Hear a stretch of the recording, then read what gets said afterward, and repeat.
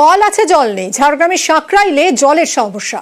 2 বছর আগে গ্রামে জল প্রকল্পের কাজ হয়েছে, কিন্তু 2 বছরেও কলে জল আসেনি। 2 বছর পূর্বে যে পাইপ দিয়েছে, ফাটা পাইপ, জল তো বেরায়নি। একদিন চেক করেছিল, অল্প অল্প জল বেরালো। আমাদের এখানে প্রায় 80 ঘর বসবাস করে, 80টি পরিবার।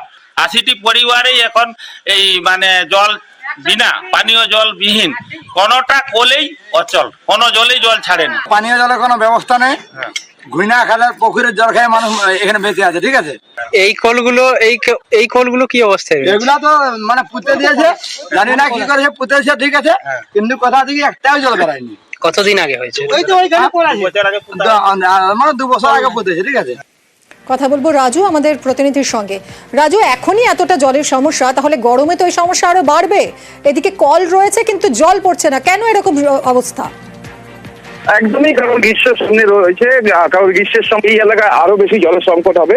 একদিকে যেমন স্থানীয় যে প্রশাসন রয়েছেন, তারা যেটা বলছেন, শাসক দল, যে জলের ব্যবস্থা করা হবে, কারণ এই অঞ্চলটি যে স্থানীয় তৃণমূলের নেতার দেখভালের দায়িত্ব ছিল, বা সেখানকার যে স্থানীয় তৃণমূলের যে অঞ্চল সভাপতি ছিলেন, তিনি দেখেননি।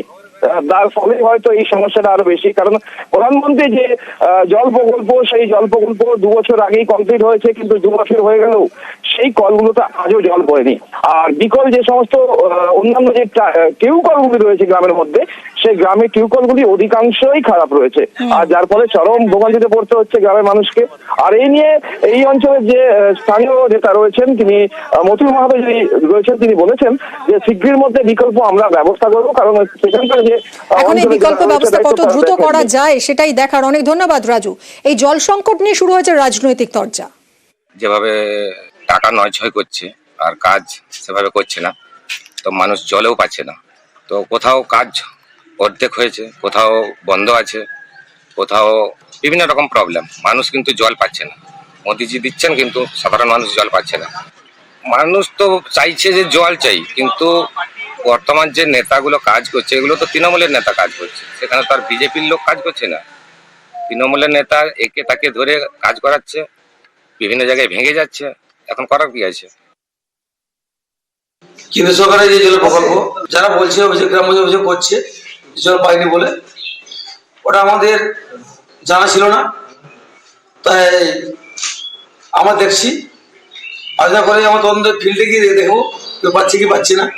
তারপরে আমরা প্রশাসন আলোচনা করে, আলোচনা করে কি করা যায় আমরা ব্যবস্থা করে দেবো। যারা অভিযোগ করছে আমরা তো জানি না, ভোট আমরা আজকেই পেলাম, তো আমরা বাড়ি বাড়ি গিয়ে তদন্ত করবো, অফিস থেকে গিয়ে সত্যি কিছু পাচ্ছি কি পাচ্ছি। যদি না পেয়ে থাকে তাহলে আমরা তার ব্যবস্থা করে দেবো অফিস থেকে। বালুরঘাটে আত্রেই নদীর বাঁধে ভাঙন, এই তদন্তে 3 সদস্যের কমিটি গঠন করলো রাজ্য সরকার।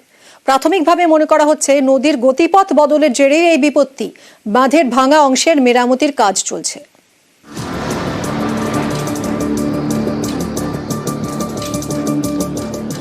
দক্ষিণ দিনাজপুরের বালুরঘাট গা ঘেঁষে বয়ে গিয়েছে আত্রেই নদী। এলাকায় চাষের সুবিধার জন্য এই নদীর বুকে তৈরি হয় বাঁধ। গত বছরের 11 জানুয়ারি এই বাঁধের উদ্বোধন করা হয়। বাঁধ তৈরিতে খরচ হয় 32 কোটি টাকা। এই বাঁধেরই একাংশ ভেঙে বিপত্তি। গত বছর তৈরি হওয়া বাঁধ এবছরই ভাঙল কিভাবে? এর উত্তর পেতে 3 সদস্যের তদন্ত কমিটি গঠন করেছে রাজ্য সরকার। 3 জনই সেচ দপ্তরের। প্রাথমিকভাবে তদন্ত কমিটি মনে করছে আত্রেই নদীর গতিপথ বদলের জেরেই বিপত্তি। রবিবার রাত থেকে সোমবার সকাল, এই সময়ের মধ্যে বাঁধের একাংশ ভেঙে পড়ে। মঙ্গলবার ঘটনাস্থলে পৌঁছন সেচ দপ্তরের প্রতিনিধি দলের সদস্যরা। বাঁধের ক্ষতিগ্রস্ত অংশ ঘুরে দেখেন। বর্ষার আগে এই ভাঙা অংশ মেরামতির লক্ষ্যে কাজ চলছে। ফেলা হচ্ছে বালির বস্তা। নিচে থেকে আন্ডার মাইনিং হয়ে গেছে। এপ্রিলের মধ্যে একদম ঠিকঠাক করে দিতে হবে। নেক্সট বর্ষা সিজনে আগেই কিন্তু এটাকে কমপ্লিট করতে হবে। এক্সিকিউটিভ ইঞ্জিনিয়ার আছে, সিডিও থেকে আসছে, আর অ্যাসিস্ট্যান্ট ইঞ্জিনিয়ার আছে। ওরা দেখছে, এখন এই সাইডটা দেখেছে, আর ওই দিকে দেখবে, তারপরে ল্যান্ডম্যান দেখে তারপরে যে গাইডেন্স দেবে সেটা করবে। আমাদের যে বাঁধের যে জায়গাটা, সেটা কিন্তু অটুট আছে, মূল স্ট্রাকচারে কোনো ক্ষতি হয়নি।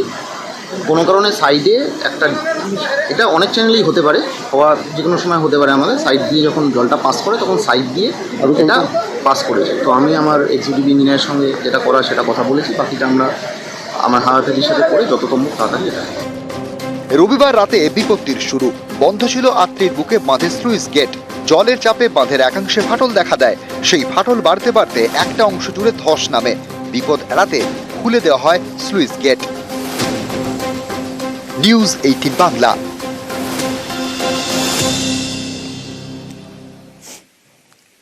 মাঘী পূর্ণিমায় মহাকুম্ভে পুণ্যার্থীদের ভিড়। ভোর থেকেই ত্রিবেণী সঙ্গমে চলছে পুণ্য স্নান। অমৃত স্নানের সময়ের অনেক আগে থেকেই প্রয়াগে লক্ষাধিক পুণ্যার্থীর ভিড়। উপচে পড়া ভিড় সামাল দিতে উদ্যোগ পুলিশ এবং প্রশাসনের। মৌনী অমাবস্যায় প্রয়াগরাজে দুর্ঘটনায় মৃত্যু ঘিরে আরও সতর্ক প্রশাসন। ড্রোনে চলছে নজরদারি।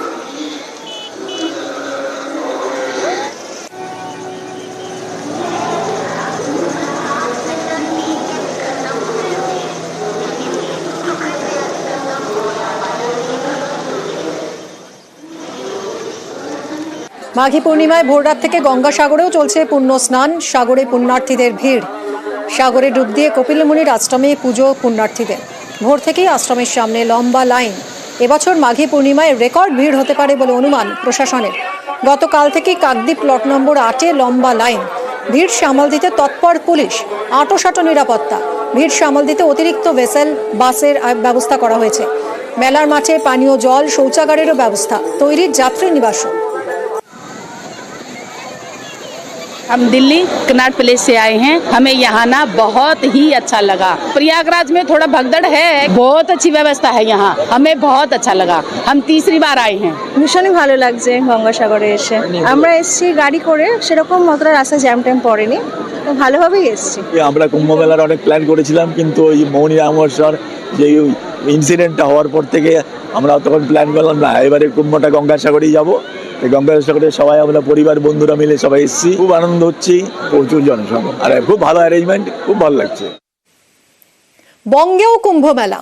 হুগলির ত্রিবেণীতে কুম্ভ মেলার আয়োজন করা হচ্ছে গত 4 বছর ধরে। মাঘী পূর্ণিমায় ত্রিবেণীতেও পুণ্য স্নান।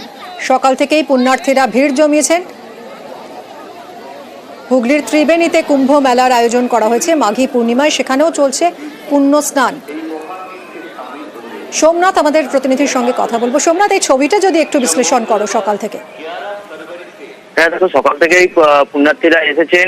প্রায় আজ প্রশাসনের পক্ষ থেকে জানা যাচ্ছে যে প্রায় লক্ষাধিক মানুষ হবে আজকে মাঘী সংক্রান্তির দিন। প্রায় সকাল থেকেই পুণ্যার্থীরা এসে চান করছে এবং এখন নাগা সন্ন্যাসীরা তারা বেরিয়েছে।